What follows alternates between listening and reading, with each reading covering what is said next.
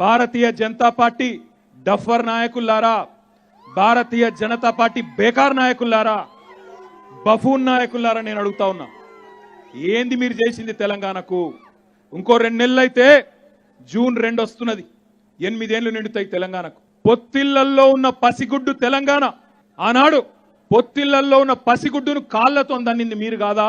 తెలంగాణ ఏర్పడ్డ వారం రోజుల్లోనే 7 తెలంగాణ మండలాలు గుంజుకపోయి ఆనాడు తెలంగాణకు తీరం ద్రోహం చేసింది మీరు కాదా?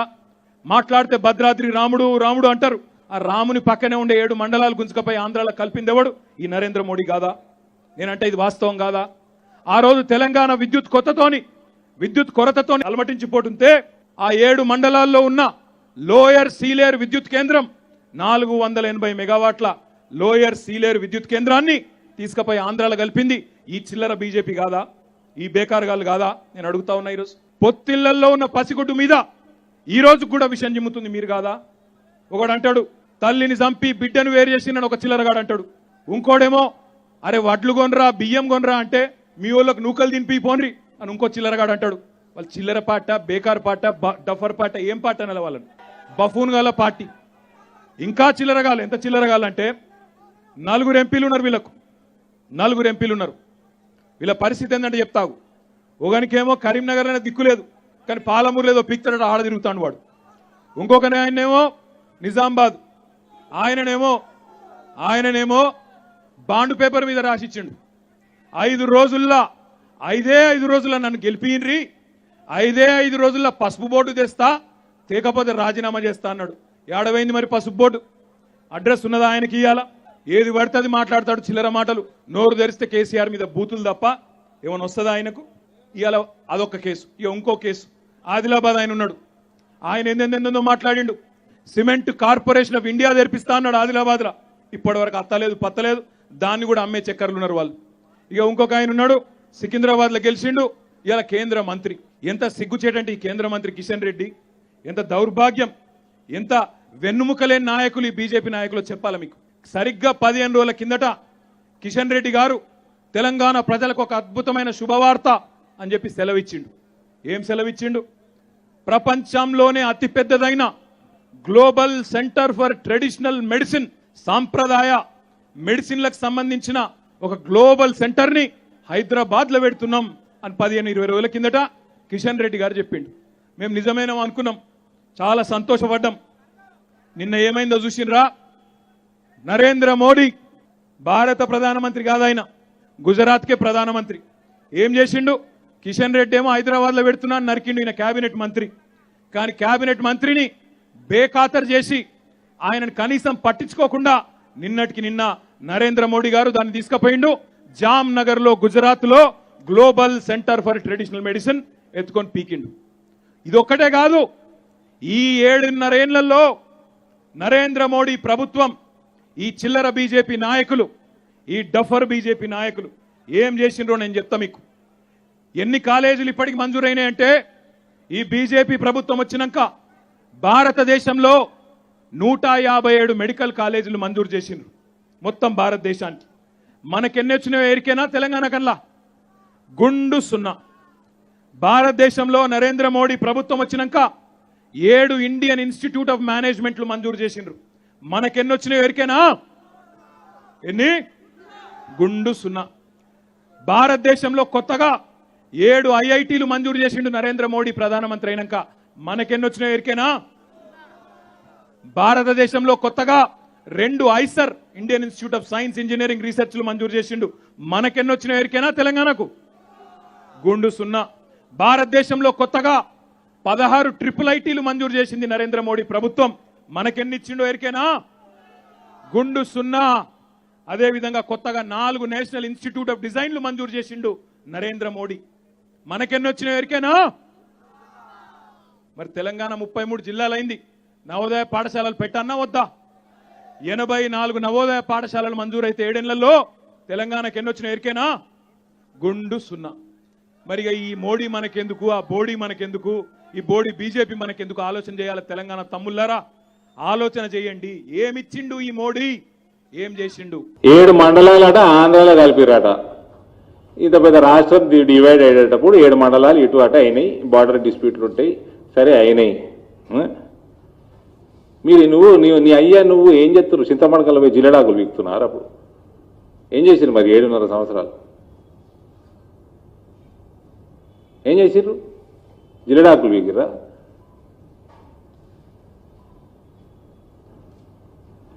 ఈయనట ఇంటి పాటట ఒకసారి తెలంగాణ తెచ్చినందుకు జీవితాంతం ఓటేయాలన్నట.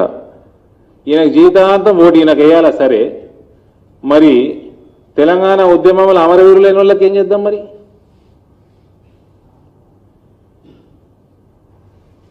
ప్రొఫెసర్లకు ఏం చేద్దాం? ఉస్మానియా యూనివర్సిటీ విద్యార్థులకు ఏం చేద్దాం? టీచర్లకు ఏం చేద్దాం?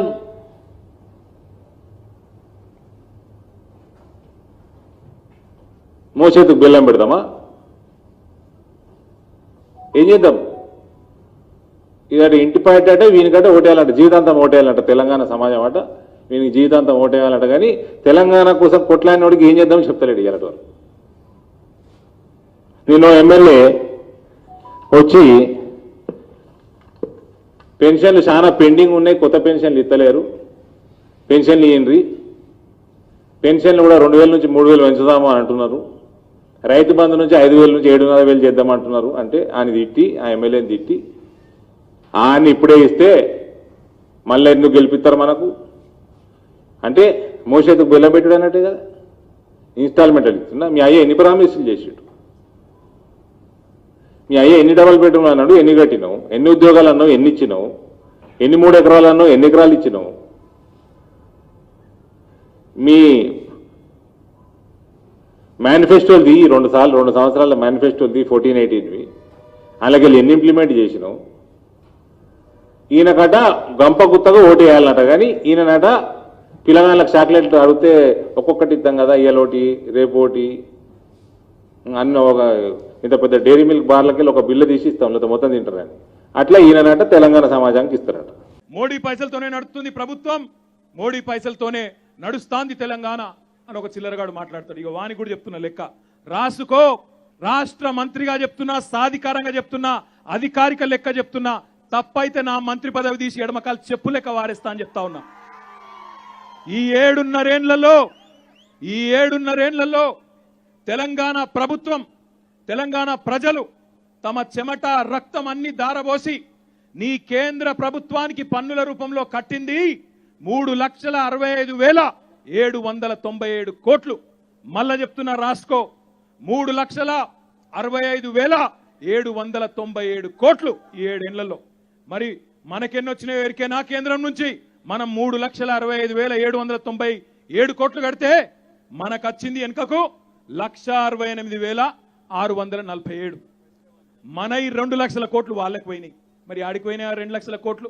యాడికి పోయినాయి అంటే వాడెవడో యోగేట, వాడు ఉత్తరప్రదేశ్లో బుల్డోజర్లు పెట్టి ఇల్లు కూలగొడతారు, ఒక బుల్డోజర్లకు పోయినాయి మన పైసలు. ఇంకో వెనుకబడ్డ బీజేపీ రాష్ట్రం యూపీ, ఎంపీ, బీహార్, ఇంకోటి ఒక గాఢ తెలంగాణ బిడ్డల చెమట రక్తం గాడున్నది. అందుకే ఇక్కడ ఉండే బేకార్ బీజేపీ నాయకులకు చెప్తా ఉన్నా, సిగ్గు తెచ్చుకోండి, జ్ఞానం తెచ్చుకోండి, చదువుకోండి అంటే వాట్సాప్ యూనివర్సిటీ ఒకటే తెలుసు వాళ్ళకు, మిగతా ఏం తెలివై. ఖుల్లా చెప్తున్నా, నేను చెప్పింది తప్పైతే నా మంత్రి పదవికి రాజీనామా చేస్తా. నేను చెప్పిన లెక్క తప్పైతే నా మంత్రి పదవిని వదిలిపెట్టి సాధారణ ఎమ్మెల్యేగా కొనసాగుతా. నేను చెప్పింది తప్పని దమ్ముంటే ఏ భారతీయ జనతా పార్టీ నాయకుడైనా రుజువు చేయాలని చెప్పి నేను సవాల్ చేస్తా ఉన్నా. గత 7.5 సంవత్సరాల నుంచి ఎన్ని లక్షల కోట్లు ట్యాక్స్ కట్టినాడే? 7.5 సంవత్సరాల నుంచి తెలంగాణ ప్రజలు కేంద్రానికి కట్టినది ఎన్ని? 3,65,000 కోట్లు. ఓకే, అంతేనా? 3,65,000 crores. ఇడుంది 3,65,797 crore. Centre to Telangana, devolution of Telangana state share in central taxes and duties 1,68,647 crores. 6,19,71,650 తెలంగాణకు కోవిడ్ డోసుల కోసం 1,860 కోట్లు ఖర్చు పెట్టింది. ఫ్రీ రేషన్ కోసం డ్యూరింగ్ పాండమిక్ 2,961 కోట్లు ఖర్చు పెట్టింది. రైల్వేస్ గత మోడీ గారు ప్రధానమంత్రి అయినాక గత 7.5-8 సంవత్సరాలలో 14,094 కోట్లు ఖర్చు పెట్టింది తెలంగాణ మీద. Central sponsored schemes, partnership schemes, food subsidy, fertiliser subsidy etcetera since 2014 1,14,585 crores Telangana మీద ఖర్చు పెట్టింది. నేషనల్ హైవేస్ తెలంగాణలో ఖర్చు పెట్టింది 2014 నుంచి 92,000 కోట్లు. పూర్తిగా అన్ని కలిపితే 3,94,147 కోట్లు. 28,350 కోట్లు ఎక్కువ ఖర్చు పెట్టింది కేంద్ర ప్రభుత్వం తెలంగాణ మీద. ఆయన చెప్పింది తప్పైతే ఏమన్నాడు, ఎడమకాల చెప్పుతోటి సమానం మంత్రి పదవి అన్నాడు.